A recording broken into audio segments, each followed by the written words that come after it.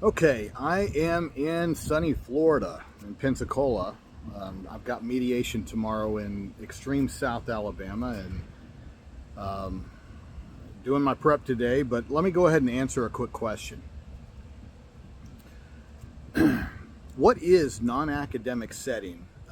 It's going to be in all of your IEPs. It's more of a 504 question than anything else because your child's access to non-academic settings is an equal access reasonable accommodation feature. It's not necessarily attached to your child receiving a free appropriate public education under the IDEA, okay? Because under the IDEA, the whole analysis of whether your child receives a FAPE is attached to whether they make substantive progress, whether they make tangible measured progress. That's the standard for FAPE under the IDEA. But what about FAPE under 504? You don't need two separate plans, guys. If your child has an IEP, the 504 gets melded in and blended into the IEP. There are multiple components of 504 protections that are always discussed in every annual IEP meeting and amendment meetings throughout a school year for your child that are really 504 considerations. One of those is non-academic setting. Okay, also extracurricular. Does the child have access to the non-academic setting? No, what is that? That's anything outside of the classroom, anything outside of the instructional setting. That'd be the hallways, that'd be cafeteria, that'd be, that'd be around the playground, anywhere on campus. Extracurricular, as you can imagine, would be extracurricular activities, social clubs, things of that nature, sports. Whether your child can have access to those things. Now, during that analysis, you sit there and you go, well, yeah, they can with support. Well, there you have it. Okay. Oh, that also would include field trips. That would also include, it would include field trips. That's a big one. Because I have schools all the time that tell parents and write in there that, the child can't have access to field trips unless a parent is there to accompany them. And that is not the case. If support is required in order for the child to have equal access and participate in extracurriculars in non-academic settings throughout the school, but extracurriculars including field trips, things of that nature, that's not on the parents, guys. That's part of their equal access and their reasonable accommodations under Section 504. Now, let me throw one more curveball at you. A lot of schools will offer, and not necessarily the school themselves because it comes through a different grant, but they will make their school available to these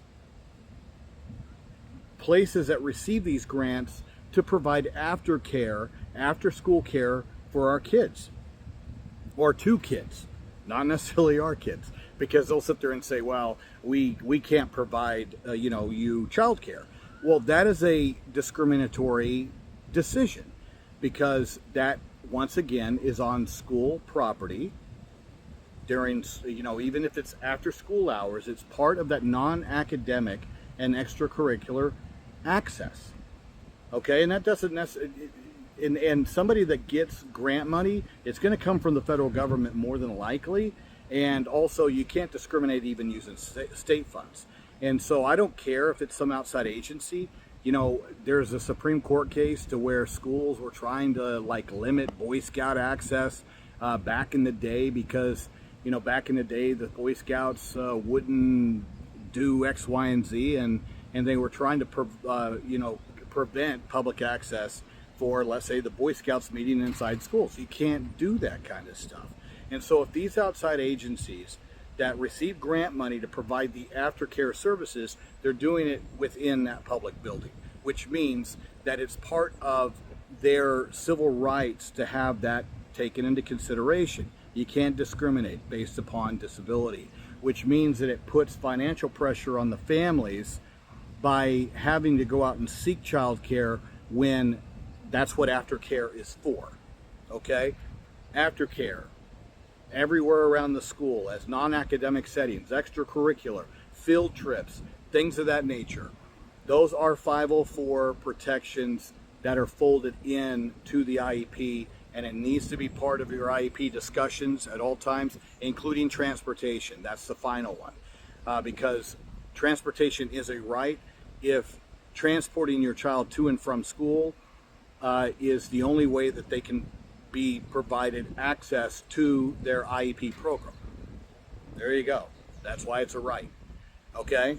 And if they can't provide bus transportation and a parent has to transport, then at that point the school has to enter into a mileage contract with the parent in order to. But if the parent preference is to pick the child up, parent preference is different than, hey, I have to work, I need bus transportation, or them, let's say, early releasing your child or putting your child on a shortened schedule, anything like that, where they don't have regular bus transportation and they throw that on you and your shoulders. No, mileage contract, guys, because they can't access FAPE without it.